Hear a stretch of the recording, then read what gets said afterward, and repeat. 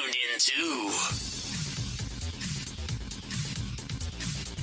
The views and opinions expressed in this podcast by the host or the guest do not necessarily reflect the views of Paranormal Buzz Radio or its sponsors.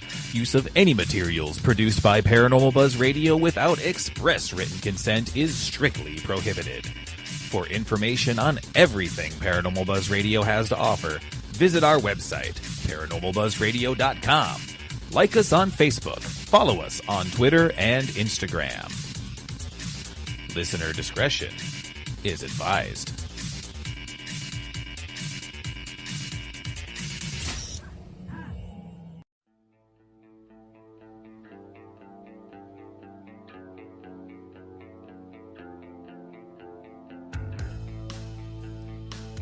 Paranormal Buzz Radio is proud to present Girls vs. Ghosts, The Realm Walker with Kelly McCarville, live, only on Spreaker. Every Wednesday night, 9 p.m. Eastern, 8 Central, 6 Pacific. And as always, join us in our live interactive chat by going to Spreaker.com or downloading the Spreaker app for your devices. Kelly is a respected paranormal investigator and also a very gifted medium and brings a unique perspective into the paranormal field. Be sure to follow Kelly on all her social media at Facebook, Kelly McCarville Moonspinner, Instagram and Twitter at Moonspinner76, and on the web at mysticalmoonspinner.com.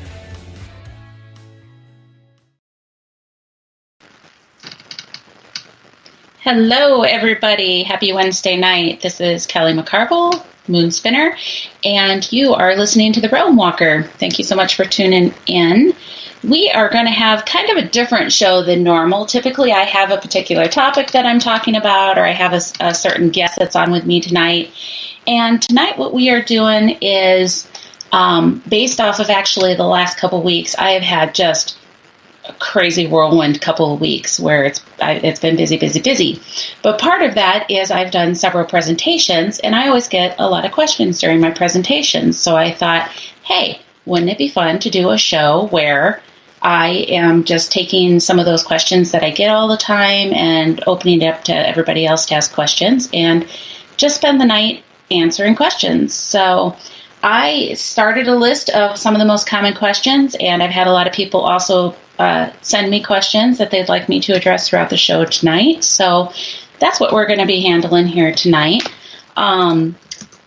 Miss Shay has stepped away from the computer for the moment, but she is going to be coming back, and she's probably going to jump in here and be part of this conversation with us, mostly to make sure that I don't lose my squirrels, because, you know, I need a squirrel herder a lot of times. If you guys listen to me, you know this. But also just to be part of that conversation, and I need my Shay, you know. We're a package deal anymore, so... I actually did, on the note of traveling, I actually did get to finally meet Shay in person, and that was phenomenally awesome, along with some other very cool people. So we are going to be doing a show Friday night, recapping our trip to Gettysburg this last weekend. So you absolutely want to make sure to tune in on Friday, because it was crazy. That's all I'm going to say. It was crazy. So, all right. So I am going to go ahead and just jump into the questions that I have here. They are not necessarily in any particular order. I was just writing them down as I thought of them or as people ask questions. So no promise that any of this is going to go in a logical order. And the other thing I want to say just before I start getting to answering any of the questions is that I am going to give you the answers that are my personal truth. That doesn't mean that I have necessarily any proof. Not that there's proof in the metaphysical or paranormal world.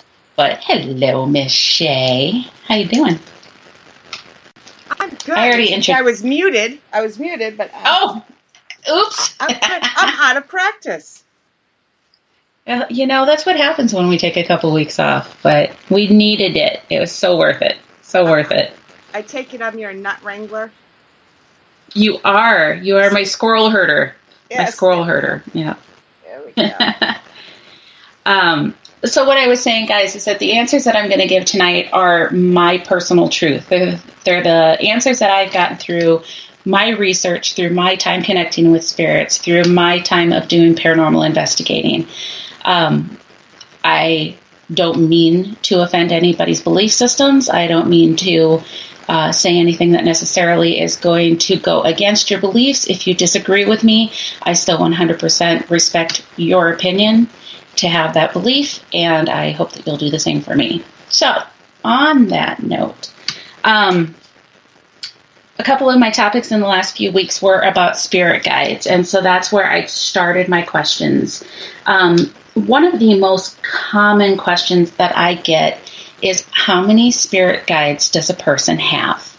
And the easy answer for that is everybody has one spirit guide. You're going to have your primary spirit guide that's with you from start to end.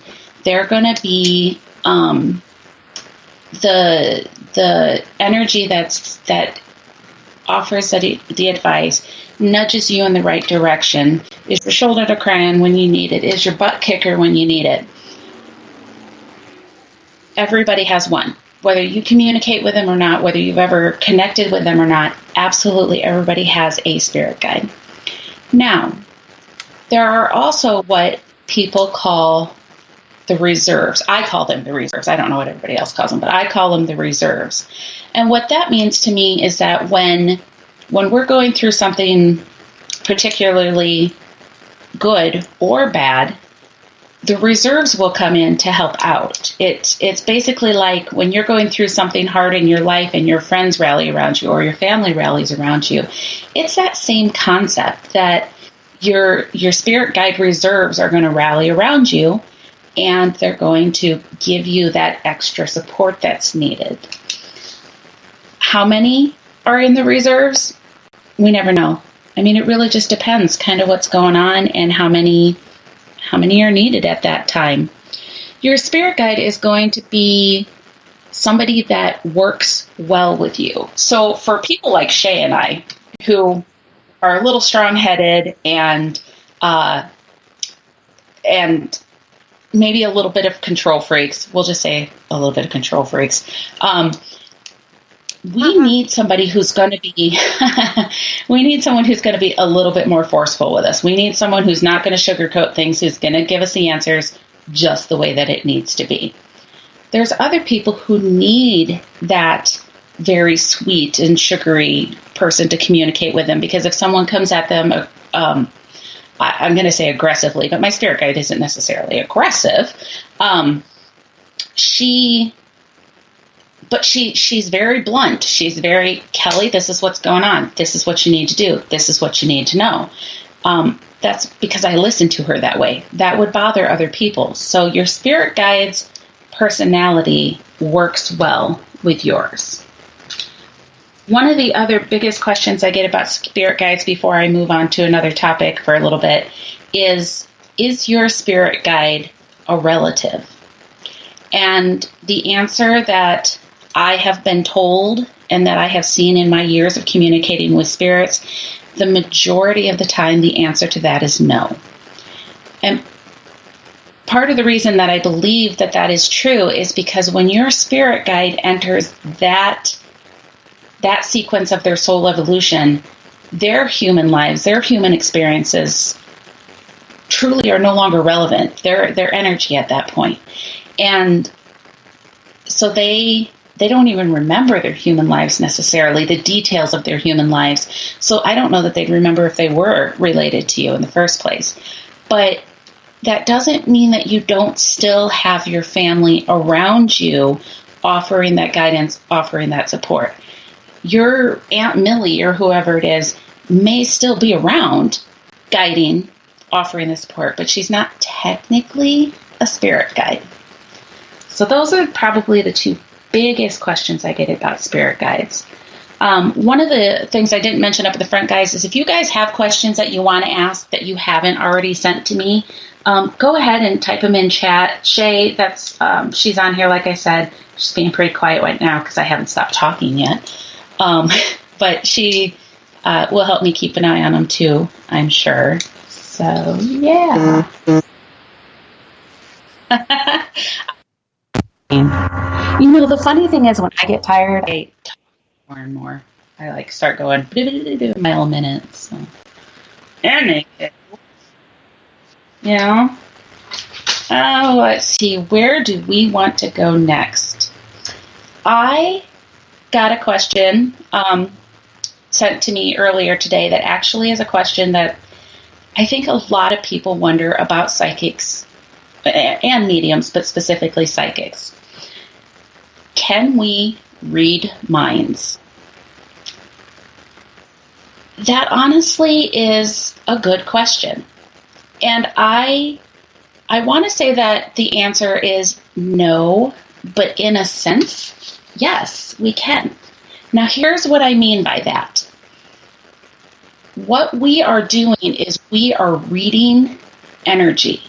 So when I sit down to read for Shay, not that she'd ever let me at this point, but if I ever sat down to read for Shay, I'm connecting with her energy.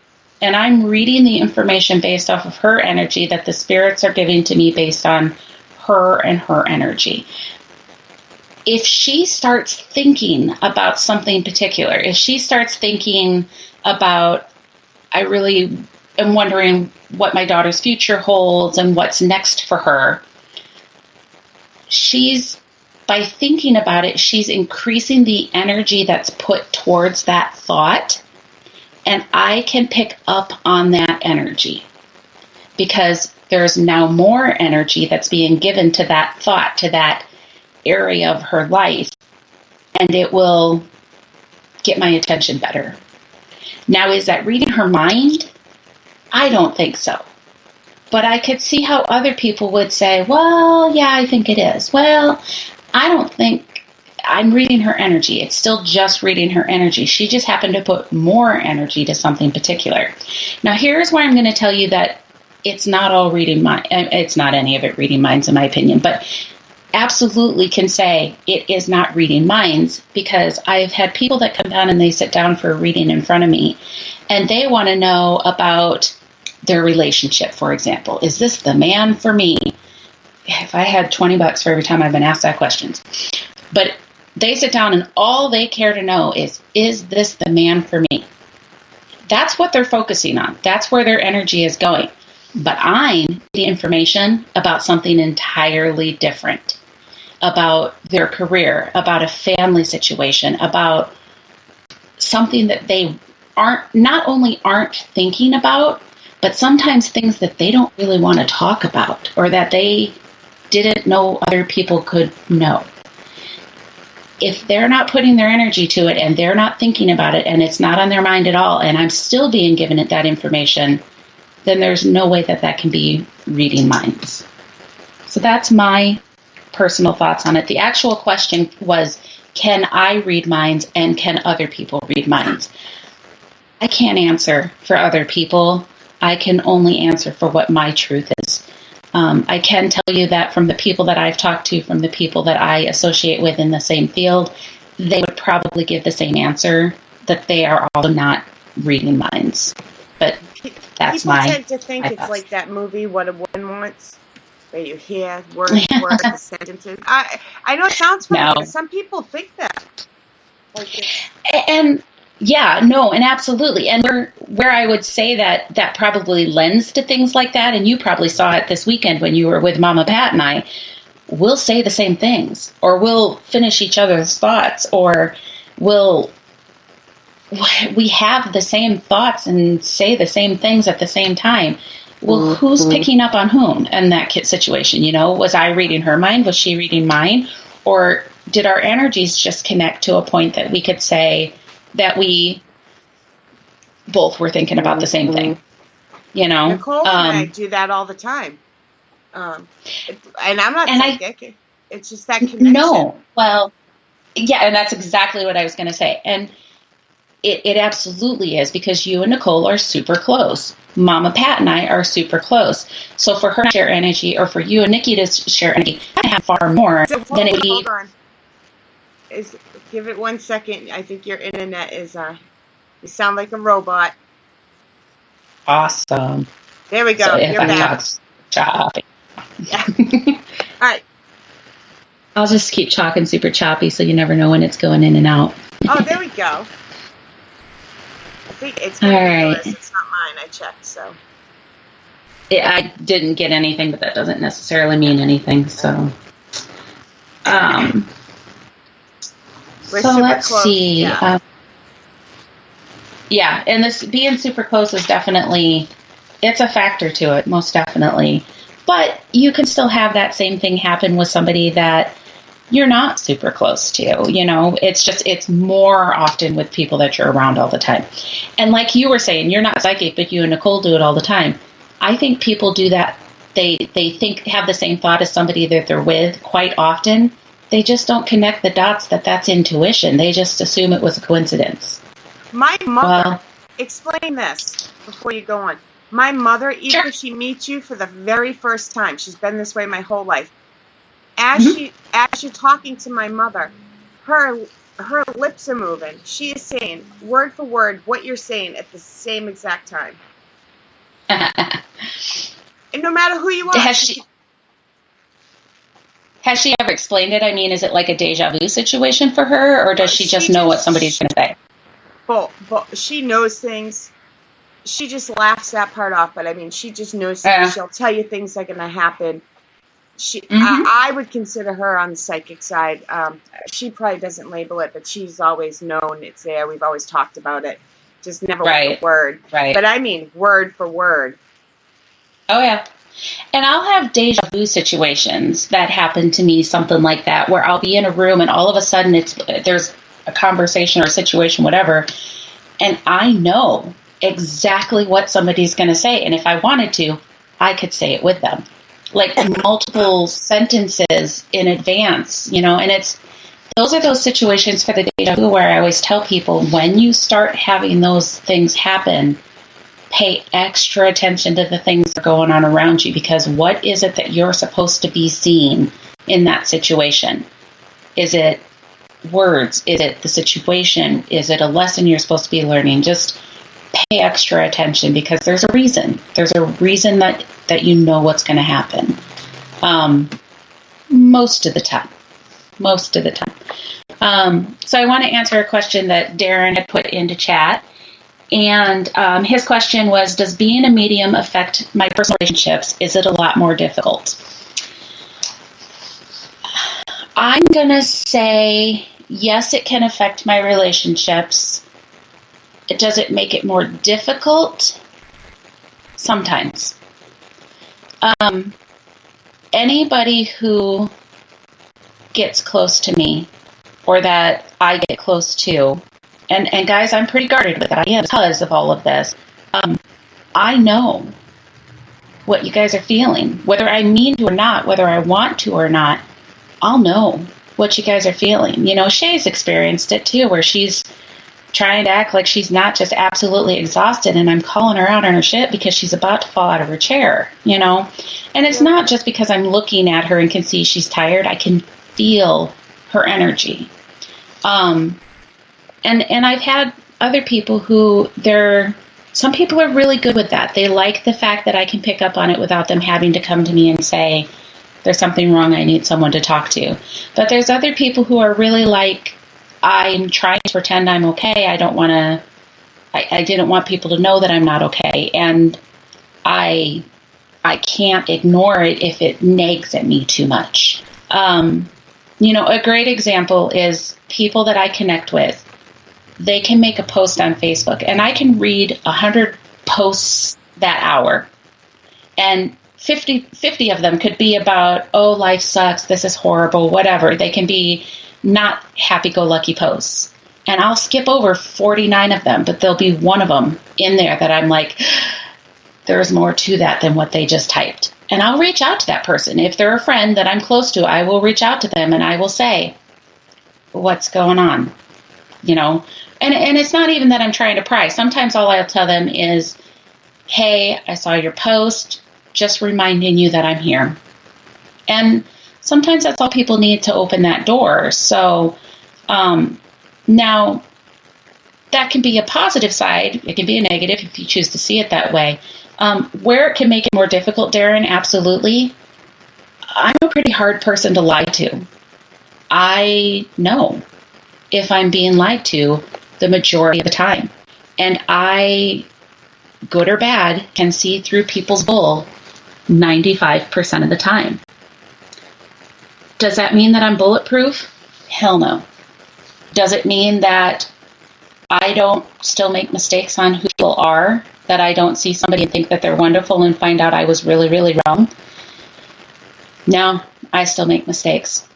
But I think I have an advantage, and maybe that's not fair. But I can't help who I am. This is part of who I am.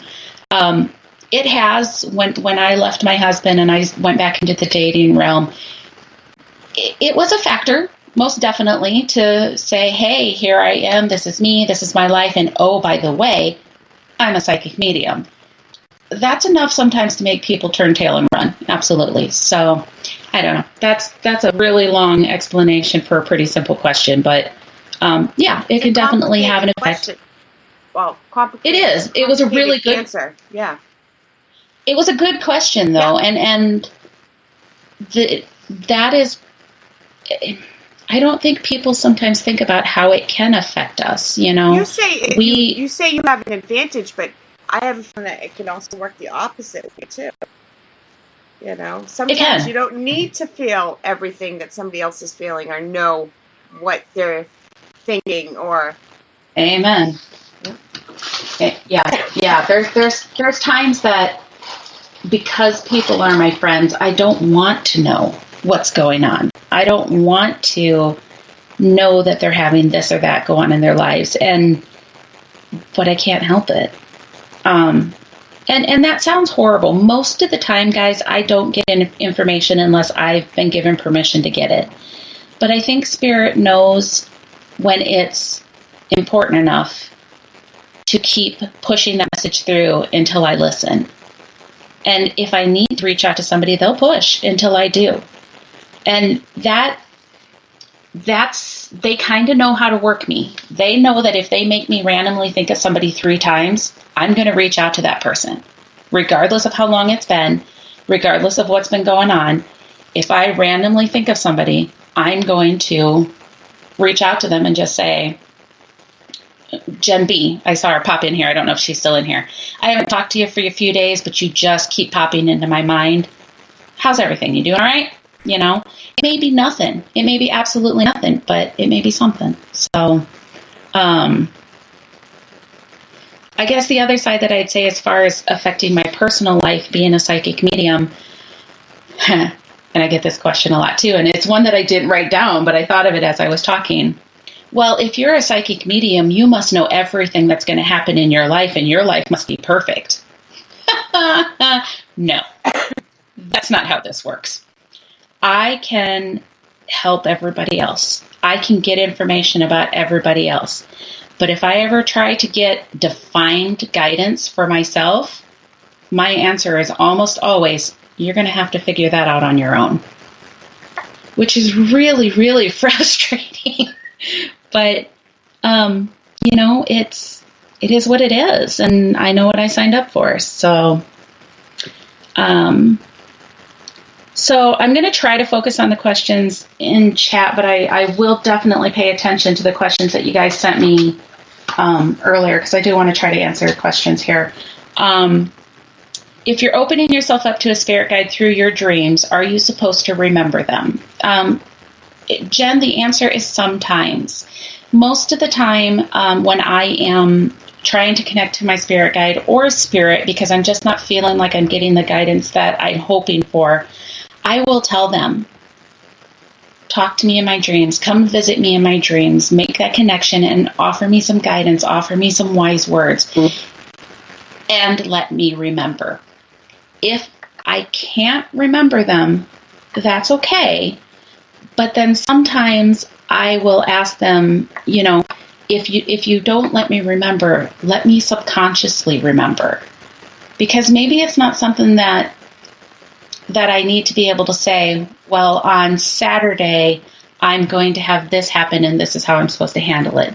Maybe it's just, maybe what will happen is instead of remembering the actual situation of what's going to come, all they let me remember is you're going to need to be patient in the future. So don't be discouraged if you ask to speak to your spirit guide or spirit or God or whoever it is that you talk to and you don't remember those dreams. The information is still being given to you. It's just a matter of how readily do you have to have it in words for you. I don't know if that's a harder one to explain, but ask specifically to remember them, and then have a journal and a pen right next to your bed so when you wake up, you can start writing things down right away so you don't forget anything. The next question that we got is, does personal bias affect your readings? For example, if you're doing a reading for someone you have a bias towards, does your feelings get affected? I try very hard to make sure that I don't let my personal bias interfere with a reading when I know the person. To say that it never comes in, any knowledge that I have doesn't come into a reading if I know that person, it's impossible not to unknow something once you know something.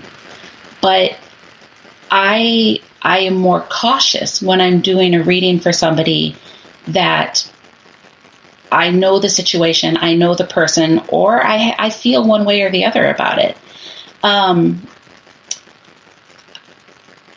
I will take more caution during those readings, and I will present my messages slower. And this is where I question myself, because I will stop, and when I get something, if it is biased in the direction that I would have been biased, I will stop and just double check myself and say, is that really something they gave me? Or am I letting my thoughts interfere with that?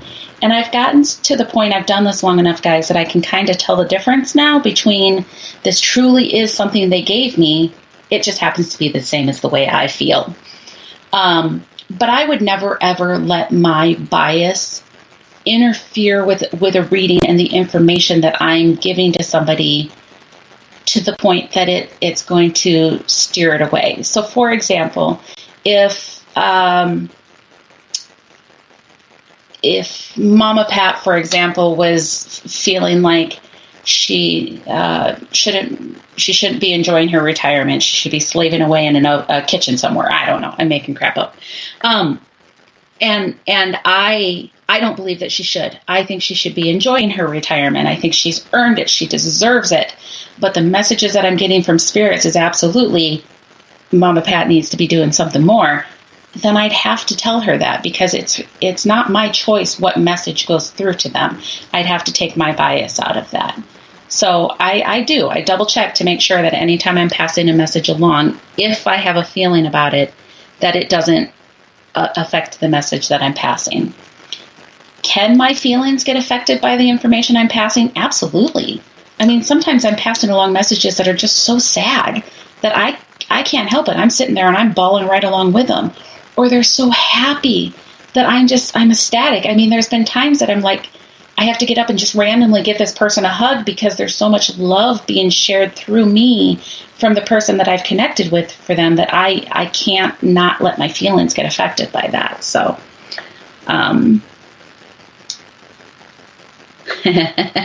Mama Pat, I've seen people who seem to be afraid of Kelly, like they think she could work a spell on them or something if they're not being their best. But I also see people who radiate towards Kelly because of her gifts. There are people who are scared of me. Absolutely. I try not to be scary, but I think people think, and this again goes back to one of the questions I think I got on here too. Do you just randomly receive messages? And what do you do when you get those messages? I try very hard not to, because it's not my choice to connect with people. If they don't give me ethically, just because I can dig through your energy doesn't mean that I should. You didn't give me permission, and it's not fair that just because I can, I do. It'd be the same concept of just because somebody could walk into my house and go through my drawers and my closet doesn't mean they should. It's the same concept. So that's a question that I get a lot too. But no, I try very hard not to be given any messages unless the person has told me that it's okay.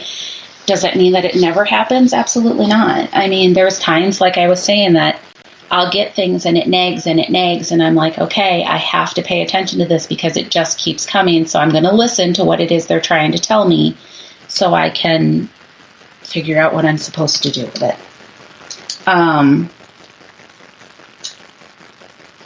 So that goes the giving messages without permission.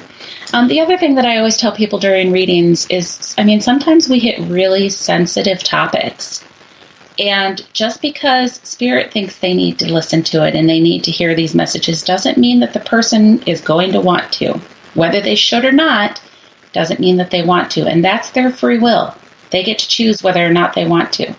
So if I start hitting a topic that's touchy, I'll tell them, I've got something I need to share with you. And if it gets uncomfortable or you don't want to talk about it, tell me and I'll stop talking about this. But this is what they want to talk about. Because again, it is not my choice to shove that information down their throat if they don't want to hear it. Not my place. Spirit will have to find a different way to get that message through to them. All right. So this is another spirit guide question. How do you contact your spirit guide? We talked a little bit about dreams and connecting to your spirit guide through your dreams. But honestly, guys, if you want to try to meet your spirit guide and learn how to communicate with them, the best way that I can tell you to do that is actually to go onto YouTube and just search guided meditation, meet your spirit guide. Guided meditation, spirit guide messages, whatever the case may be. You're going to have 100 different videos pop up for that. Just listen to one of those guided meditations. You can find ones that are as short as 10 minutes or as long as a couple hours. It's really how much time do you want to devote to it. But that I think is the easiest way for people who aren't 100% comfortable or sure what they're doing to meet your spirit guide and to get in touch with them and maybe to open up that line of communication to receive the messages from them. How did I get started in this? I was born with abilities. I was born just knowing things that I shouldn't know, that I had no reason to know. And I didn't realize that I was doing anything unusual at first. I believe I stopped doing it for a while, or at least stopped doing it as much as I had. But when I was in middle school, between being an empath and a psychic, and feeling all of that, and moving into a haunted house, it started coming back. Whether I was ready for it or not, it started coming back. So I had to learn about it. I had to figure out what it was that was going on with me, what I was experiencing, how to control it, how to protect myself from the things I was experiencing, and really figure out, did I want to squash this again so I didn't experience these things? Or what was it that I was supposed to be doing with these? At the time that I was in middle school, it really was just, what is this? I'm a curious person. I like to know things. So at first, I really was just learning it, to figure out what was going on with me. As I got older, I started getting that nudge of, you're supposed to be doing something with this. There's a reason that you can do these things. There's a reason that these abilities are so strong. And I had to figure out what that path was, what I was supposed to be doing with it. So at that point, I started exploring how to build it more, how to use it outside of just making myself not go crazy. And the more I learned, the more I realized that I could help people with what I was doing. I could help make the connection for other people who maybe weren't as in tune with their abilities. And it went from me doing just readings for the people that I cared about, my family and friends, to, okay, I'll start doing readings for people that I don't know and help them too. And then it went to, I'll start making connections with people who have passed and make those connections for people too. And then I started getting the nudges as well of, you need to teach other people how to do this. And that's actually a nudge that I get a lot. I think that is one of the things that I'm supposed to be doing. Part of my role this time around is to be that guidance for other people, be that sounding board for other people. And if nothing else, just help people know you're not crazy. And there's other people out there that do this too. And it's okay to want to learn this, and it's okay to be scared of it and not want to do it, and just help them through the process. Now, through the course of all of that, I lived in a haunted house, guys. I was interested in the paranormal because of that, and ghosts and spirits and how to communicate with them. So again, from a teenager, I started paranormal investigating, and it wasn't anywhere near to the extent that I do now, where I go out into haunted locations and do like a full-blown investigation with equipment and all of my intuitive abilities. It was Mama Pat and I getting in a car in the middle of the night and driving off to some spooky place and freaking ourselves out, you know? But as I got older and more mature, it started progressing to feeling out the history of the location, bringing some of the equipment into it. And I just continued to build that paranormal side of things too, to where once I started getting my intuitive abilities going good, then I started helping families. I'd go into homes and help them figure out what was going on there. Fast forward to now, I think rather than helping the people who are still here, I think I'm supposed to be doing the paranormal investigating to help the spirits that are still at the location. And I don't mean help them cross over or help them because they're lost or they're stuck. It's to help tell their stories, to help them be remembered, to help that communication again, because maybe all they're trying to do is communicate with the person who lives there to tell them something. And that's what I feel like I'm supposed to be doing now is helping with the stories, with the spirits who are there. So I love the fact that I'm able to combine the gifts that I've been given with the paranormal side of things too. It's absolutely, for now, what I feel like I'm supposed to be doing. So I'm going to go back to chat here for just a minute after I mark this off. Another question was, have I ever gone on a case with my local police to help solve a crime? I have not worked directly with the police department to help solve a crime. I have worked a little bit with a private investigator to help locate a young man who had disappeared. And I honestly don't know whatever came of it. I haven't heard anything or seen anything, but I kind of backed out of that situation because come to find out, he was just trying to get the reward money for finding him. And it just got to feel it didn't feel good. That doesn't mean that I didn't maybe still want to help the family, but there was already, it was very clear that he was the one who communicated with the family, and pretty much he'd got him convinced anybody else that comes and talks to you, don't talk to them. So my hands were kind of tied of being able to do anything past that.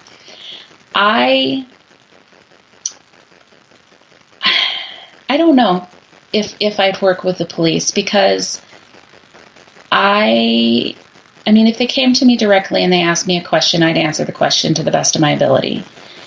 But there's so many things that can go wrong helping solve a crime. You know, if it's a situation of somebody who disappeared or somebody who was killed, for example, you're not just helping tell the story of the spirit who's died. You're telling the story of somebody who's still here, who had no problem hurting somebody else. And I still have young kids. And they're not young, but I have kids. And at least for now, I'm not comfortable putting them in that situation. I'm not comfortable putting me and my family in that situation. So add to that the police are not always super keen to work with psychics. And it's just a lot of reasons.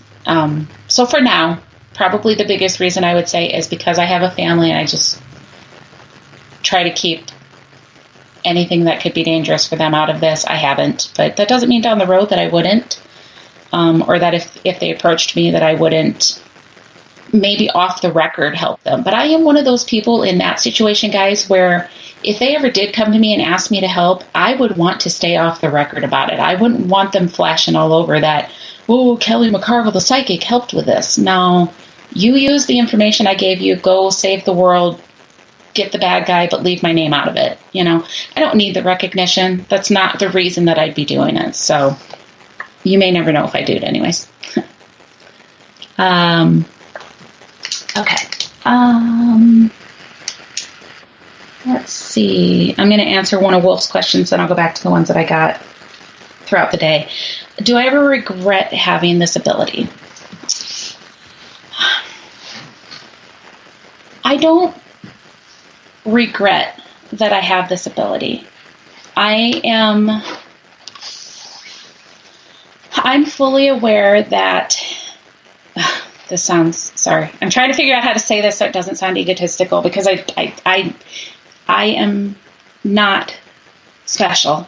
There's nothing that I do that I wasn't asked to do or that I haven't worked to do, guys. I've worked really hard to get to where I'm at. So I don't want to just say that, oh, I've been handed this wonderful thing. It took a lot of work to get here too. But I wholeheartedly believe that I was chosen to have the abilities that I have at the level that I have them for a reason. And I may not even yet know what all those reasons are, and they show me little bits and pieces here and there. So I don't know that I can ever say that I regret that I have this ability. Does that mean that it's always easy? No. There's times that it's really hard, and there's times that I get information that it would rip any human being up. You know, Shay got to see a little bit of that this weekend. We were in Gettysburg, and how I didn't know about Sachs Bridge, I don't know, but I didn't. And they had mentioned it, and so we had gone out there, and they were telling me just a little bit about the history. But long story short, there's a story that there were 3 Confederate soldiers that were hung off of that bridge. And as I was walking across the bridge, I start seeing it from his point of view. I start seeing this is where they walked him up to. And that he stood there as a young man, very young, like 23 years old, standing there, looking down at the water, knowing he's going to die. They're about to kill him. And there's nothing he can do about it. And how can a person not be affected by that? How can anybody look at that situation and think, oh, this is fun? It's not fun. It's not fun to feel what he felt in those moments. But I'm honored. I'm honored that I was able to make that connection with him. You speak for him. I speak for him because he's not able to. Yeah. And I share his story because he wasn't able to. You know, and little details of the story is about the 3 men who were hung at the bridge. But another factor of that story came out that maybe nobody knows. There was a 4th man. There was 4 of them that had been traveling. They shot the 4th man before they ever got him to the bridge. His story may never have been told if this young man hadn't shared that information with me. Again, doesn't make it fun, but I'm honored that I can make that connection. And even if that story, if I hadn't shared that story with anybody else, just being able to share that story with Mama Pat and Shay and Nicole and Carrie, that was enough. You know, it was getting a little bit of that story out there for him and making him know that he wasn't forgotten. So, no, I don't regret that I have this ability. But there are times that I wish I didn't have to know the things that I knew. And there are times that what I do know or what I am shown, it's really hard to take in. But they're showing it to me for a reason, so I'll do it. That's my job. Okay. So, questions, back to the questions I've gotten. How did I learn to identify the different energies that I encounter? It takes practice. I'm not going to say that it's just an instant thing, but it does take a little bit of practice, but there is some natural to it as well. When you walk up to a person, think about when you've met somebody new and you instantly get that, oh, I'm going to like this person, or this person just feels weird. You know, you're reading that person's energy. So when I go into a location, I'm reading that energy. And so when I connect with an energy, I can tell partially just from the way that it feels. Is it a male? Is it female? Is it young? Is it old? Is it happy? Is it sad? I can tell those things about it. But they've also given me indicators to help me decipher that more if I'm ever struggling. So females are always on my right side. Males are always on my left side. If it's level to my age, my generation, they show it level. If it's a step above us, like a parent, they'll show me. They'll like show me a step ladder. And each step they go up is another generation up, or they'll show me a step down, which means it's a child. Or they'll show me a step down and off to the side, which could be a stepchild or a cousin or a niece or a nephew. It's really weird how to describe this, but this goes back to this claircognizance, which is my primary ability. I just know things. And so for me, that's how I learn to identify the different energies that I encounter. I may not always know what the energy truly is. So for example, when I went, and I talk about this guy all the time, guys, sorry if you're hearing this again, but when I went to Melbourne Manor and the Shadow Man, he has a bad reputation and his instant energy isn't exactly friendly. But I took the time to try to get to know him and work my way up to him because it's the guidance that I was given. And now his energy is completely different to me because now I understand him and now he knows that I understand him. So he trusts me more. That was not a quick process, but his energy shifted because of that.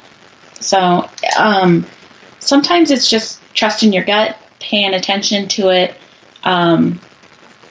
and just kind of feeling it out. How does it make you feel? Good or bad? Okay. How does one discover that they have abilities for the first time? Absolutely everybody, and yes, I do mean everybody, Shay, Roland, has abilities. They have some level of intuitive abilities. If you've ever thought of a friend and then the phone rings and it's them, or you think about a song and then it comes on the radio, or for parents, if you ever think, I better go see what my kids are doing, and they are just about to do something really stupid, that's all your intuition. But so many people pass that intuition off as a gut feeling, as coincidence, as or they don't even pay any attention to it at all. They don't even realize that it happened. So they completely blow over it without realizing they just use their intuition. So the very first thing to help discover your abilities and what they are, pay attention. You have to pay attention. You have to slow down enough to recognize when these things are happening. And guys, again, some of you may have heard this story, so sorry, but I still do it. As much as I'm sitting here and I'm telling you guys all of this, I still do it. I was walking into my class the other day. I was going to teach a class in this beautiful old building in downtown Cedar Rapids. And for whatever reason, I thought of this lady that I hadn't seen in a long time. And she teaches belly dancing. And I thought, this would be an amazing place for her to teach her belly dancing. It's got this big, beautiful room and hardwood floors, and that would be phenomenal. And that was the end of it. Didn't think anything else. Parked my car, got all my stuff out of my car, and I'm walking into the building. Lo and behold, who's walking out of the building? But this lady that I had just been thinking about. I hadn't seen her for probably over a year before this. It's not somebody that I think about on a routine basis. I love her, don't get me wrong. I like her, it's not that. It sounded worse than I meant. But she's not somebody that crosses my mind on a daily basis. So there was no reason for me to think of her. But for whatever reason, as I was going to the building, my energy connected with her energy, my intuition kicked in, and I ran into her. But even after running into her, it was partially down the hallway to my classroom before I thought, oh, hey, that was kind of cool. But if I hadn't taken that second to think that, I would have gone right over it without paying attention and noticing that, hey, my intuition just kicked in. So it's really, really easy to overlook those things. The question from in chat, how does a psychic medium deal with anxiety? We drink a lot. No, I'm kidding. No comment. Only on occasion. And only when there's state lines involved. I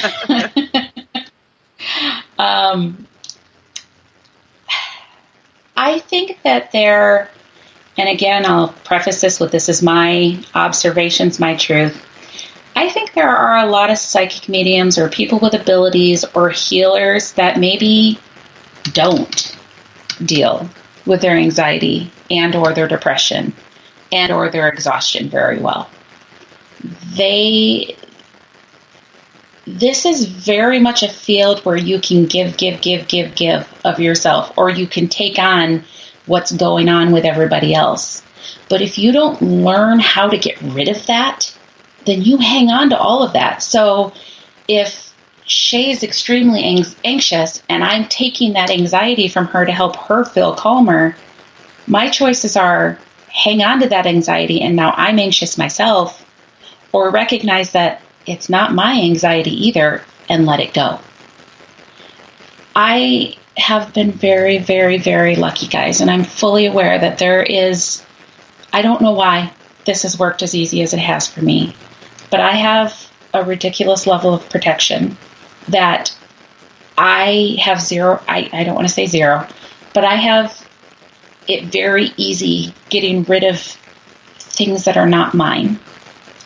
So if I take that anxiety from Shay's, it used to be that I'd have to think about it and say, okay, this isn't my energy. I need to get rid of this, breathe it out, let it flow out my feet, whatever the case may be. Now it just happens.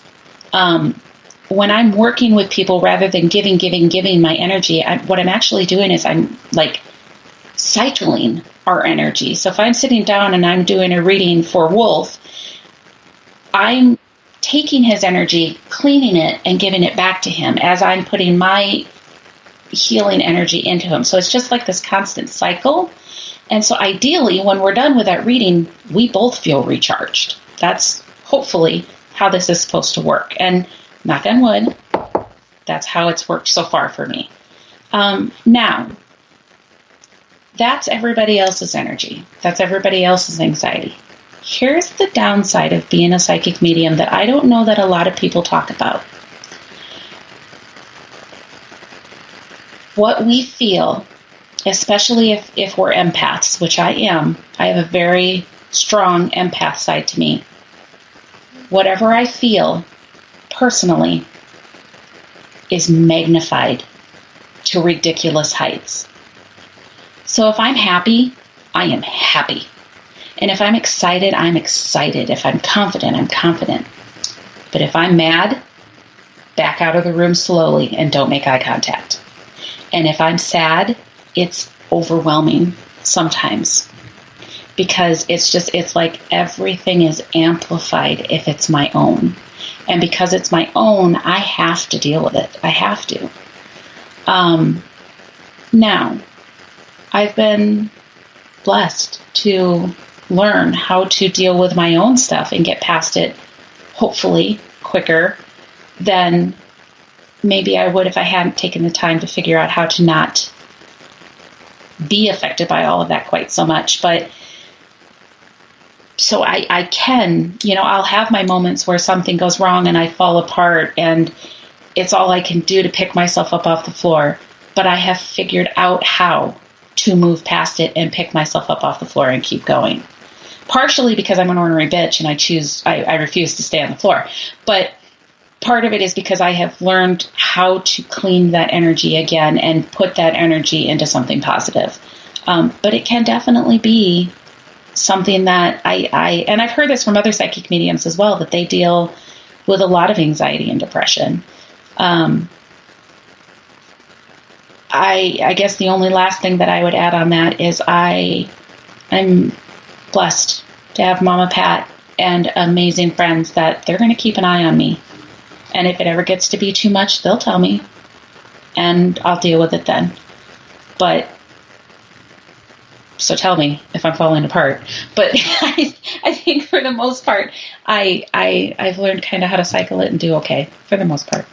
But, the comment Mama Pat made right above Darren's question was, Velisca was really rough on me. Yeah, that one rattled me, guys. That was so overwhelming with the what I was seeing and what I was feeling. That one hung with me for a little bit, and I had to figure out how to get rid of that because that was icky energy. All right. Reading up through the questions. So, I think. Oh, yeah.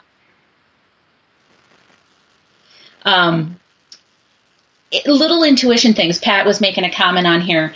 We were heading down to Alton, Illinois, and I had to go through Burlington, which is right along the Mississippi River for anybody who's not around here, because I was meeting up with the beautiful Jen M., who is my shirt maker, and I was picking up shirts from her. And I don't know Burlington very well, but I've been to the port of Burlington before, which is right on the river. And yes, I'd had the thought on the way down there, it's on the river, there's probably going to be water around, but we're going to give it a try. Going down there, they had the HESCO barriers up, and the water wasn't over the barriers. They didn't look like they were falling. They looked like they were doing their job. But as we're pulling up and I'm seeing those HESCO barriers with the water on the outside of them, I told Pat, I said, I can't pull in there. Those are going to break. Not that the water was going to go over them. I specifically said, those are going to break. I'm not pulling in there. And so we didn't. We went around the corner to a gas station and met up with Jen, who we were meeting with. And like she said in chat, it wasn't 24 hours later, the HESCO barriers failed. The water didn't go over them, you guys. They failed. And that entire area was under lots and lots and lots of water. Now, the logic brain could say, well, it's flooding, and that's always a possibility.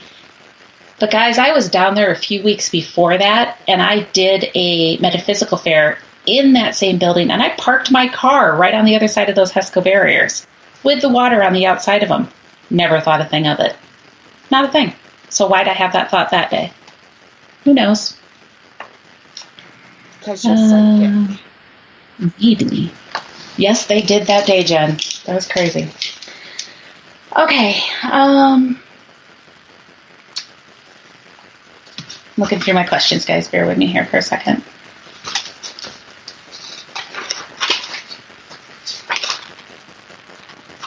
One of the questions I got that I want to talk about just really quickly, again, personal truth, guys. I got the question, what are orbs?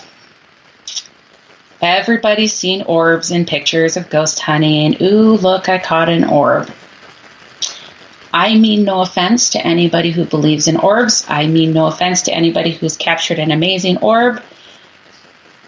But I will state that 99% of the orbs caught in photographs are dust, bugs, camera glares, light reflections.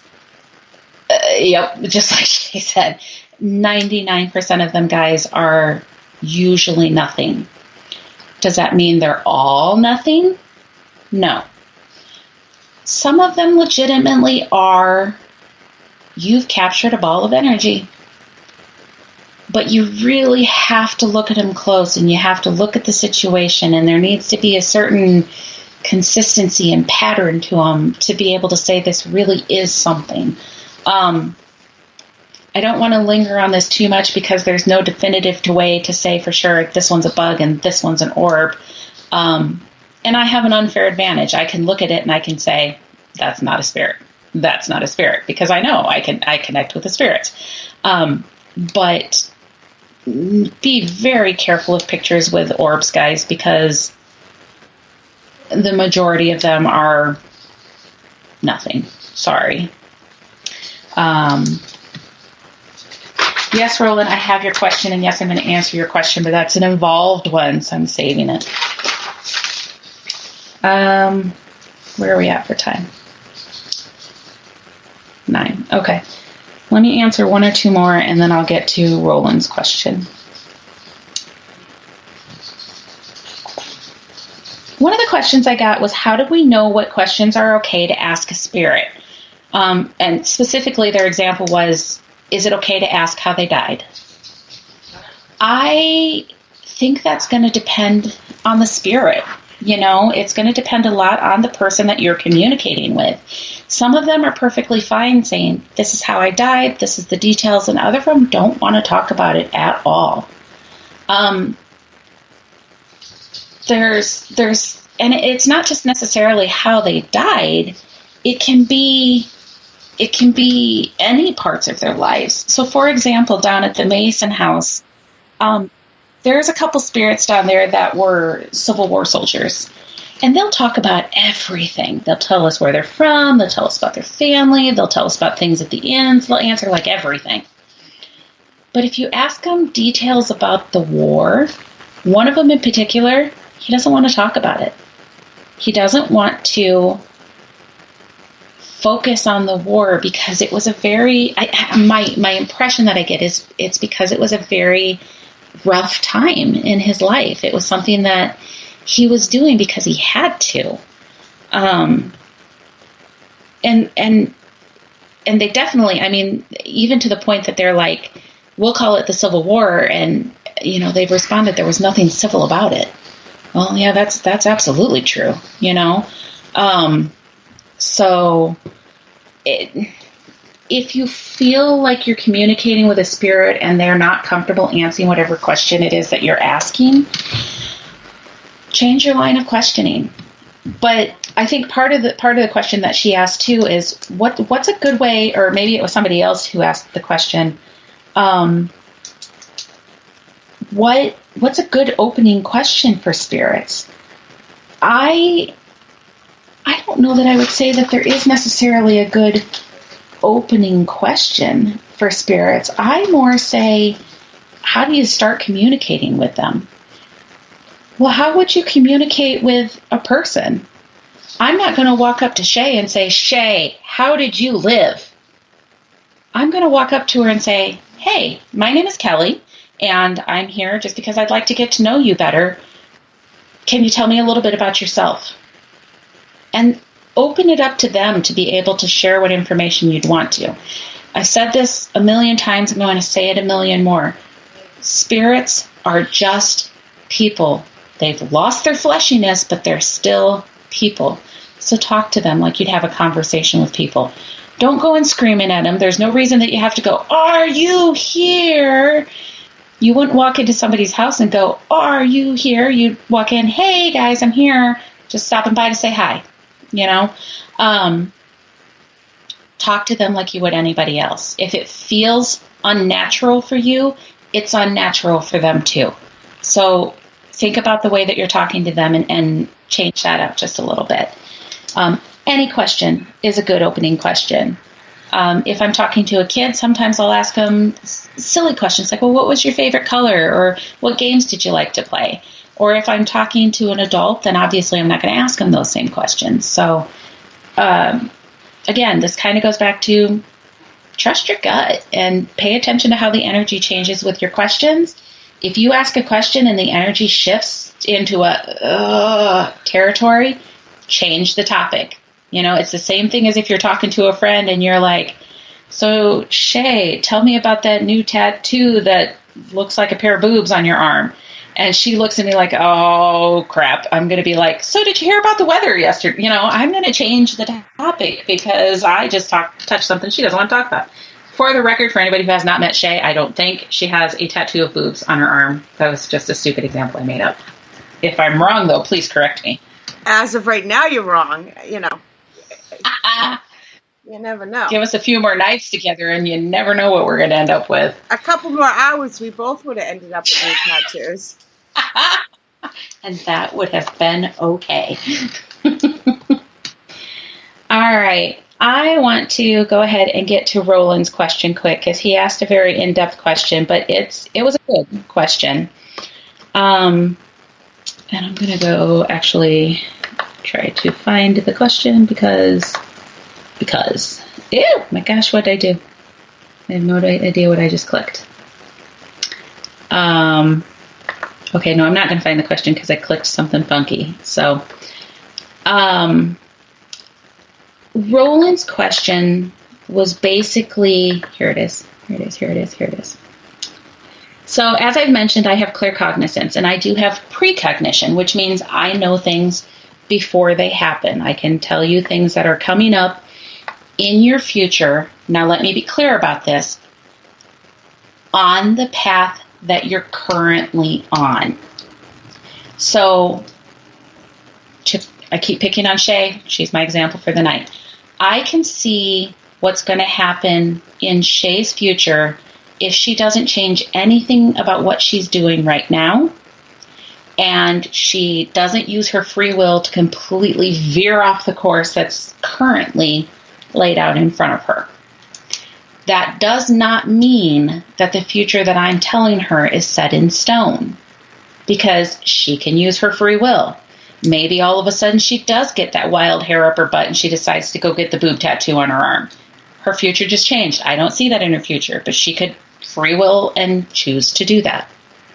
So his question was, if I see the possibility of a violent tragedy for a person, whether through a reading or a form of divination, and it was given to you not because it was asked by a client, am I obligated to tell them, and how would I tell them? Does it somehow go against destiny? If you change it, will it mean someone else takes their place if death is involved? So like I said, guys, this is a really involved question. All right, here's kind of the way I look at this.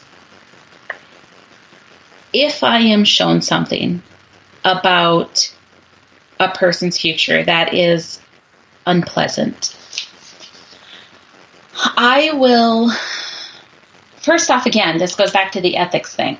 I am very practiced at not receiving messages unless I have gotten the permission of the person and they've told me it's okay to receive things about them. That doesn't mean that it never happens. If I saw something horrible, so let's, for example, say that I saw that they were going to get cancer and they were going to pass away. Guys, there's absolutely nothing I can do about a person getting cancer. So me telling them, there's nothing they can do about them getting cancer. So me telling them that information ahead of time does nobody any good. It's not going to help. So why would I burden them with that information? But the question begs, then why did Spirit tell me? I don't know. But I have to make that call of whether or not I should share that information with them. If they asked specifically, how's my health? Then I'll maybe deliver that message to them as politically correct as possible. And I was asked this question by somebody not that long ago. And, you know, I probably wouldn't come right out and tell the person, well, you have cancer and you're going to die. I would probably tell them something along the lines of, you know, I do see that you have a health issue and that you want to get to a doctor and get checked up on. Whatever you're not feeling good, whatever the case may be, blah, blah, blah, go see your doctor. And guys, I've done this specifically with a situation with cancer. I had a lady that came and sat down for a reading with me, and she wanted to know about her sister's health because she kept saying her sister has got these health problems and she's just worried about what's going on. And they had told her sister that it was an ulcer, that it was just a really bad ulcer and that she needed to take this medication and she'd be fine. I knew what it was. And I knew that she needed to get back into the doctor and that she needed to push. She needed to push because they were not paying attention to what was going on with her. And I told her, I said, you need to get your sister back into the doctor. You need to make them listen to her symptoms and do more tests. You need to stand up for her. She needs to be her own advocate. She needs to push. I know when something's serious like this because they will show me my youngest son. I had the same situation where he had a pretty serious medical condition. And I knew in my heart there was something wrong. And I'd taken him to the doctors, and I have a good doctor, and she was trying to figure out what was wrong with him. And we were test after test after test to try to figure out what was going on with him. And she was doing everything she could, but I knew in my heart there was something more to this, so I kept pushing. And come to find out, he was having a form of seizures that could have killed him. It could have told his heart, stop beating. It could have told his lungs, you don't need to breathe. It could have killed him. So when it's something serious like that, all they have to tell me is, Ian. And I know this means there's a medical something you have to push. You have to. So I told this lady this. I'm like, you need to get her back into the doctor and make them run more tests because there's something bigger than an ulcer. This is not an ulcer. I knew it was cancer, but I'm not going to tell her that because I'm not a doctor. They took her back into the doctor and they pushed and she called and she gave me many updates afterwards, which I loved because a lot of times after these readings they go away and I don't hear anything more. I don't know what happens.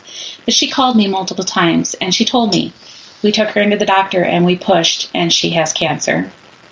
And they told her right there that if they hadn't have brought her back in and pushed, she'd have been dead in a month.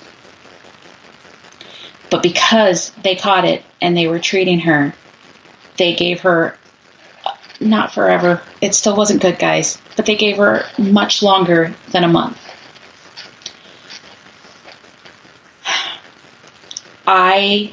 In the course of talking to her, I kept getting 9, 9, 9, 9, and I kept telling her there's something about 9, 9, 9's important, 9, and I just kept repeating it. And she called me, like I said, multiple times throughout this, and finally she called me and she told me, she says, Kelly, my sister just passed away. And my heart broke for her because I talked to her enough at this point. But she told me, she says, do you remember that you kept telling me 9? And I don't always remember everything that I tell people because I'm the monkey in the middle passing the message from spirit. So I vaguely remembered at the time. She says, you just kept telling me 9. 9 was important. 9, 9. And she said, you'd say it multiple times. 9, 9, 9, 9. She says, think about when she died. And I still was not connecting the dots. Talk about overlooking your intuition. She died on September 9th. 9, 9. There's times that I'll pass information along. There's other times that it's miserable to pass that information along. Now, that was a situation that it was unavoidable. She was going to pass away. There was nothing that anybody could have done about it, except we got her more time with her twin sister. That was the best that we could do. Now, Roland asked, what if it's preventable? Yeah. I mean, there's definitely times that I'm going to pass that information along. And I haven't had this situation, but I give this example because like I was saying at the beginning, if I'm telling Shay her future, I'm seeing the path that she's on right now, but she can use her free will to change that future. So if I saw that Shay is a raging alcoholic, she drinks nonstop, and she's going to get in the car and drive, and she's going to kill an entire family. And I tell her this, because I will. This is an avoidable situation. If they tell me, she's asked me for guidance, she's opened up and given me permission to pass messages to her, and they give me that message, I'm absolutely going to pass that along to her. Hey, you're running the risk of this. This is what they're telling me. She then has a choice.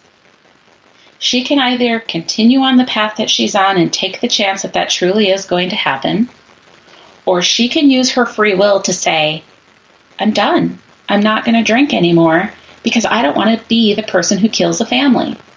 She just used her free will to change her path and change her future. So can we alter their future? Does it go against destiny? That's a really tough question. If that family was absolutely destined to die that night, if that is absolutely their destiny, it's going to happen regardless of whether it's Shay or if it's somebody else. But I have seen very, very, very few situations that things are predestined, that you don't have the ability to use your free will to change the outcome of a situation. We have certain experiences that we have to learn through each one of our incarnations, and this goes into the topic of reincarnation. We have certain lessons and experiences that we have to go through in our lifetimes, or if we don't go through them, we don't pass them, and we'll have to do them again in a future experience. But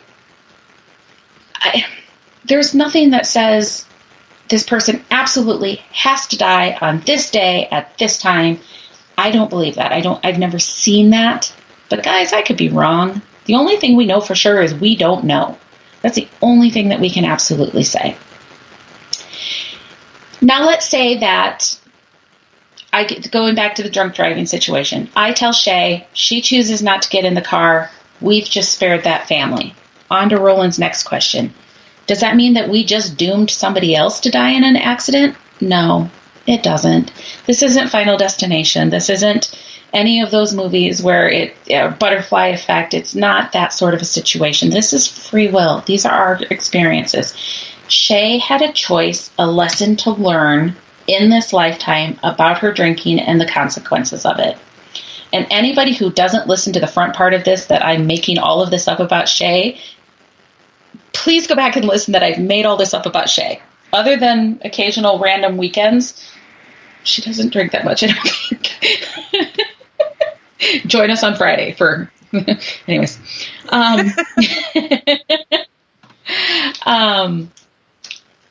So it doesn't necessarily mean that somebody else is going to take their place. I don't... That's not the way it's been explained to me. So, I don't know if that answered all of your questions. I struggled a lot when I first started doing readings for people about what information I pass to people and what I don't. Because sometimes the things that I need to pass to people are not fun. They're not things that people want to hear, and they're definitely not things that people want to share with people. But I have to remind myself that it's not my decision what information gets passed to them. Again, I am the monkey in the middle, and I'm just passing the message along. They sat down and asked to receive the messages. They opened the gate.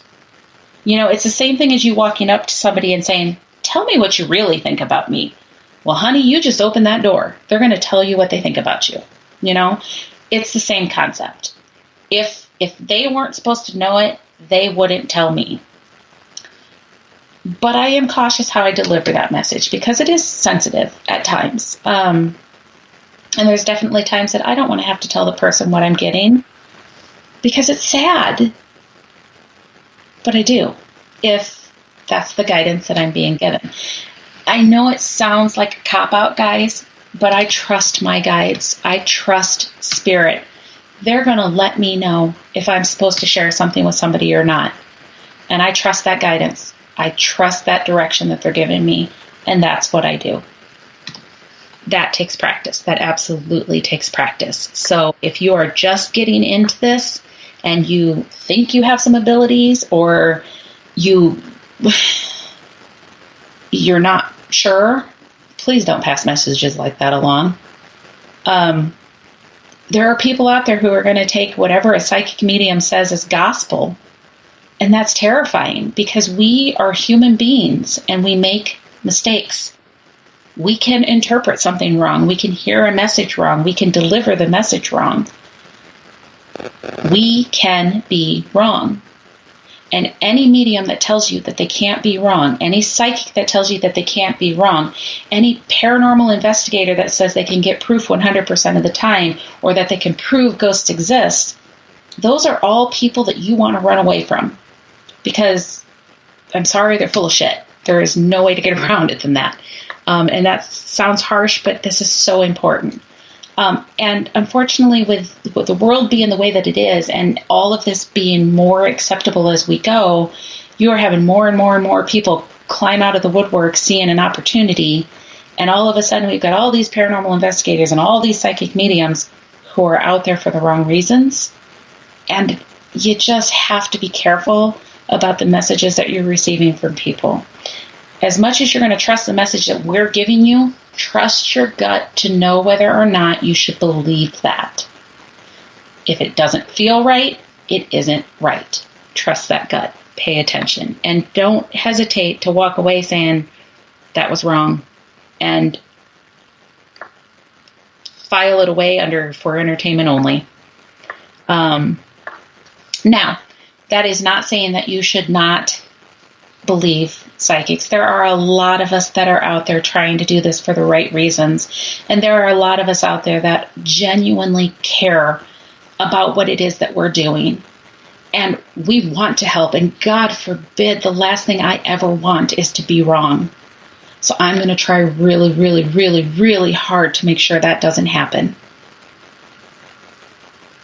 It still happens on occasion, guys. It still happens.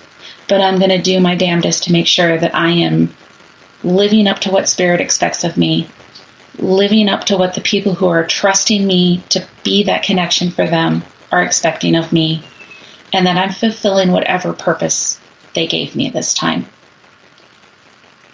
See if you connect with the person that you're sitting down with. If you do, believe it. Trust your gut. Feel that out. If you don't, walk away from it and file it away as not useful. Okay. You're cute as a monkey? What the hell? What is he talking about? I couldn't tell if that was a compliment or not. I guess it depends on if you like monkeys. I don't even know what he's talking about. The fear of heart that holds me back. The monkey in the middle. Oh, okay. All right. I wasn't watching chat as it was coming through. I got it. So Donna, yeah, that fear of being wrong, it's terrifying. It is absolutely terrifying. And that is what, I don't know. You know, I've had this conversation with a lot of people that I feel like I'm holding myself back because I just won't 100% trust myself. And I get reminded through my friends, through my mentors, through Spirit, through my spirit guide, she tells me all the time, that that's what makes me good at what I do, is the fact that I question, am I using it right? Am I doing it right? Am I being cautious about the things that I'm delivering? Those are the things that are going to make a person be a good conduit, a good psychic medium, a good paranormal investigator. You have to question. I mean, you're a ghost hunter too, hon, so you know what it is. You need to debunk the situation when something happens to you at a location. You do the same thing for your spiritual side. You debunk it and make sure, is there a reason that I'm feeling, sensing this? You know, if you feel something slide down your arm that felt like a bug, don't instantly jump to, ooh, it was a spirit. Do you have a spider crawling down your arm? You know, you rule out the obvious before you decide that you claim that this is something more than that. So psychic medium, healer, whatever the case may be, it's the same thing. You want to analyze it and make sure that you truly feel that what you're sharing with people is the right information. And then sometimes you just have to trust. I'll give you an example that I don't even mean to do sometimes, but I give a lot of readings. There's 4 topics, guys. Relationships is number 1, career is number 2, health is number 3, and money is number 4. So I get a lot of career readings. And I'll be doing a reading for somebody and I'll see a career change for them. Like they are shifting careers and it's a big change. And there's times that you've heard me use all sorts of different analogies and give examples. And I think I'm pulling this crap out of my butt just as an example, right? I did. Shay's not a raging alcoholic, nor does she have a boob tattoo. I made all that up. But I was doing a career reading for somebody and I told them, like, this is a drastic change, like huge drastic change. Like you're going from being a lawyer to a fireman or something like that. You know, it's hugely different from what you've been doing. And we get to the end of the reading and they're like, do you want feedback? And I said, well, yeah, absolutely. They're like, I'm changing my job. And I'm like, okay, that's great. Yes, that ties in. They said, I'm a lawyer. I'm going to be a fireman. I'm like, what? Really? That's where that intuition comes back in, where sometimes you just have to trust the things they're giving you and say it. But that comes with doing it over and over and over and consistently having that validation, which is why I do the intuitive classes that I do and the intuitive retreats that I do, because it gives people an opportunity to use their intuition, to practice that intuition and get that validation in a safe environment so they can then say, hey, maybe there really is something to this for me. Roland, that's a great question. What's worse, the fear of being wrong or the fear of being right? Depends on the situation. You know, I had a lady that I did a show every year in Minnesota, 2 shows a year. And I had a lady that came to me every time I was there. Never failed. She came and she'd sit down and she'd get a reading with me. And I knew her health wasn't the best. I knew it wasn't. We talked about it. But she came up to me one of the last times and she was sitting down across from me. And I knew that was going to be the last time that I saw her. And I hoped that I was wrong. I hoped that I was wrong. But she didn't come back. She didn't come back for 3 shows after that. I think she passed away. I don't know. I don't have any way to know for sure, but there's times that I absolutely hope I'm wrong. And then there's times that it's the worst thing in the world to be wrong. You know, if I'm telling Shay, your husband's cheating, I really hope I'm wrong, you know? I don't know. That's a really hard question to answer. It just absolutely depends on the situation. Okay. So, I'm going to look through these and just make sure. Shay, do you have any questions for me? You've been quiet. I know. Everybody's in shock because I'm so quiet. I'm just taking in all the information.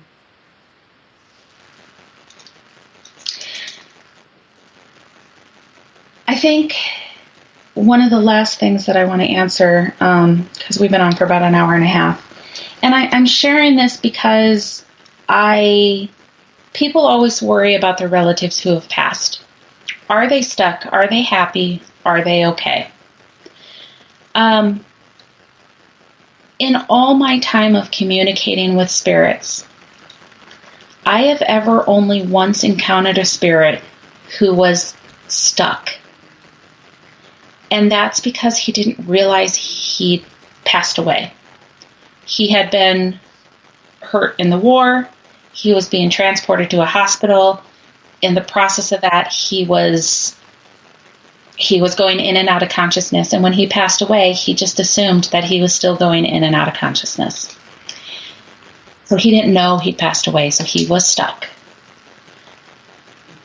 99.9% of the spirits that I encounter are not stuck. they're at a location because that's where they want to be. That there's some reason that is the place that they have chosen. It may be it was their home. It may be the place that they resonate with most. It may be the place that's the most familiar, you know. An asylum is a great question because we get, well, why would they want to be here? Well, because it's what they knew, you know. Shadow Man at Malvern, yeah, it was maybe a rough life for him there because he was confused and he didn't always feel safe. But it was so much better than the life he experienced while he was home with his mother, who was abusing him. That was his safe space. So, yeah, that's where he chooses to be. I get the question of crossing over a lot. Personal truth, guys, I have never once had a spirit talk to me about being crossed over, or saying that they need to be crossed over, or that they can't go to heaven. They honestly don't ever talk about heaven or hell. They don't mention it. They talk about a review period. They talk about after they pass away that they have to go through this review where they see their life again, everything that went well, the lessons they were supposed to learn, the experiences that they had, good and bad. And when they get done with their review, they find their peace. That's what they call it. They find their peace. I'm assuming, and it's an assumption, that this peace that they talk about is what people call heaven. It's peace. It's peaceful. That doesn't mean that they can't come back and communicate with us. They can absolutely communicate with us even after they've found their peace. The only time that it's harder for them to communicate with us is when they're in that review period, like actively doing the review. Sometimes it can be a little hard for them to communicate because it's like they're in a movie theater and they've turned their phone down. So they may not answer if you call them. But guys, this is just what has been told to me through my communication with the spirits, through my communication with spirit guides and all of that. If that differs from anybody's opinions, I mean absolutely no offense, and I respect your right to believe whatever it is that you believe. I will talk to you about it and support that. So, okay. Yeah, that was a million different topics, and there's so many more. I mean, I've got probably a whole nother page of questions that I didn't get to that I get asked all the time, but I tried to go through, and again, I know this sounds stupid, but let my intuition guide me to which ones I was supposed to answer. So, guys, I absolutely love what I do. I do. It hasn't always been an easy path, but I can tell you that my abilities and my knowledge that I was supposed to be doing this came into my life at a time that it absolutely had to. And it's what saved me. It's what gave me my purpose in life. It gave me my direction. It made me figure out who the hell I was, because I didn't know up until then. So I am thankful every single day for the life that I have right now, and the gifts that I have, and the opportunities that I've been given, and the people that have been brought into my life because of this. I can't even begin to say how thankful I am. So, if you guys are going through any of this, if you guys are experiencing any of this and you're struggling, or you hit those points where you're wondering, what the hell am I doing this for? Just remember, there's a reason for it. There's a reason. And just hang in there. You know, when I hit those bad days, I suck it up, and I know that it's something I'm supposed to learn, and I keep on going. It's made life a whole lot easier for me, and that sounds silly, but it has. I love my life, and I am grateful for my life, and I'm very grateful for all of you guys for being in here tonight. I'm going to do just a real quick card reading because I almost forgot, because that's what I do. And then we'll do some shout outs and we'll get this wrapped up. So I bought a new deck of cards. I know, you guys are all shocked and awed that I found another deck of cards I thought I needed, right? This one is called, if I put the box right side out, this one is called the Oracle of Mystical Moments. And I got this Raining Zen at Alton, Minnesota at the Mineral Springs Mall when I was there a couple weekends ago. So, yeah.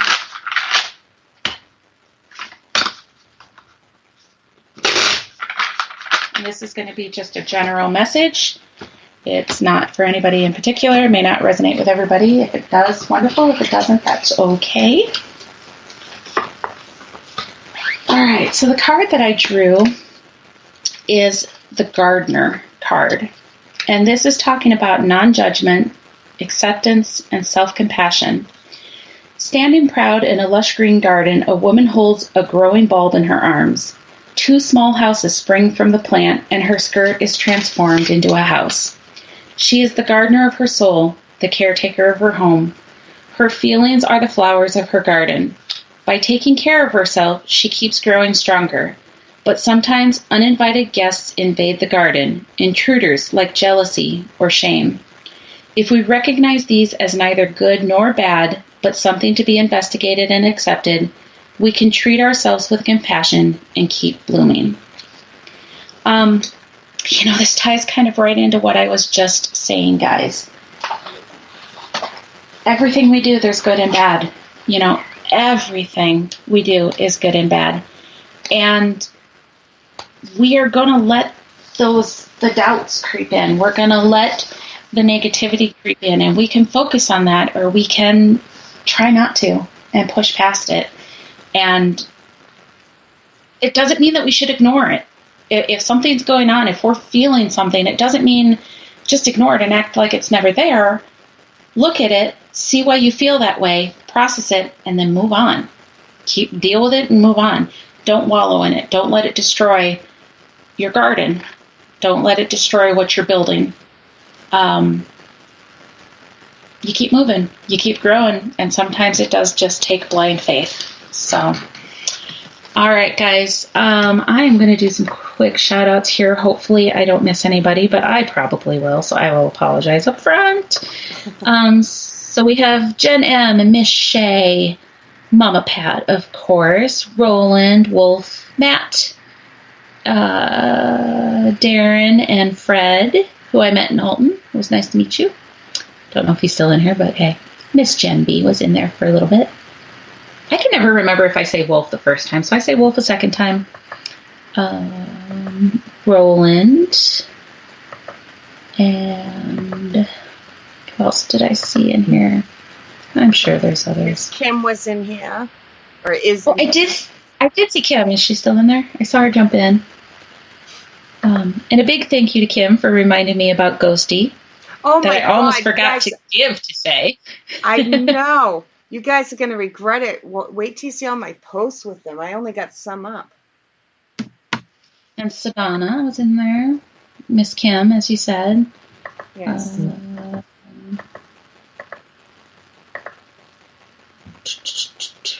Trying to see if I forgot anybody. If I missed you, it's not that I don't love you. I don't know if I said Darren. Wonderful questions tonight, guys. Thank you so much for asking questions. So for everybody who's in live chat tonight, thank you so much for being a part of this and asking questions and keeping things flowing. If you are listening back to this on playback, I appreciate you still. I hope you enjoyed the show. Be sure, as everybody said, to throw a little like on there so Shay doesn't get rid of me. And upcoming for me, next Wednesday night, we will not have an episode of The Realm Walker. Miss Shay and I are both busy. So next Wednesday, we have another week off. The Wednesday after that, though, we will be back, and I'll be getting an announcement out on who my guest will be for that. Tomorrow night is REP Paranormal? Since the show came on air tonight, right now, we have to cancel tomorrow night's show, so the next show will be Friday. Okay. That's why I was cautious. I should have asked ahead of time. So Friday night, we'll have Shay's Paranormal Chat, of course, with the lovely Shay. And we are going Kelly. We are going to be sharing our shenanigans. Say that fast. We are going to be sharing our shenanigans from Gettysburg this last weekend, where Shay and myself and Mama Pat and Nicole and Carrie hit the town, multiple towns, multiple states, caused a little havoc. So join us. It will be fun. And I changed the title of the show just a tiny bit, but the title, and it's right on the flyer, is Booze, as in ghost, booze in state lines. Yeah. I changed it I still a little think you bit. should. I think you should have stuck to the original because that story is going to come out. Oh yeah. Just saying. Yeah, it said don't miss this show. That's gonna be for sure. This coming weekend, I actually do have a rare weekend off. And then the following weekend, on June 22nd, I am going to be part of a Solstice Paranormal event at the Cambry House. And that is in, I don't know if I'm saying this right, Nauvoo, Illinois. Neat little house that's got some awesome energy. So I've posted that on my page if you guys want some more information about that. And then, I have to look past that for schedule. We've got the Cedar Rapids Expo coming up on July 20th and 21st at the Marriott here in Cedar Rapids. We'll have approximately 60 vendors of metaphysical, paranormal, haunted locations, all that fun stuff. Speakers throughout the day. Again, more information available on Facebook for that. So I will post soon. Hold your tongue and say that. Yeah, no. Shay and Shenanigans. That should say enough. All right, guys. That's my middle name. Shay, Shenanigans, Sherry, John, Carol. That is a mouthful. Yeah.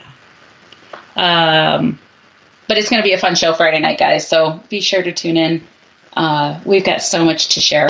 If you guys haven't been to Gettysburg, Gettysburg alone could take up the entire show, but then we'll share our stories too. So, absolutely. Miss Shay, thanks for hanging out with me tonight. I know I sprung that on you last minute, but I love having you with me. So. Happy to be here. I'm just very low energy for me. I'm just tired. It's okay. So am I. I got back earlier than you, so I've had a little bit more time to recoup, but I'm still feeling it. 4 a.m. this morning. So. You're a crazy lady. You are a crazy, crazy lady. For many reasons. All right, you guys, thank you so much for tuning in tonight. I love you all. Thank you for the support. And we'll hope you join us on Friday. And then I'll see you in 2 weeks from tonight for the next episode of The Realm Walker. Love you guys. Good night. Good night, guys.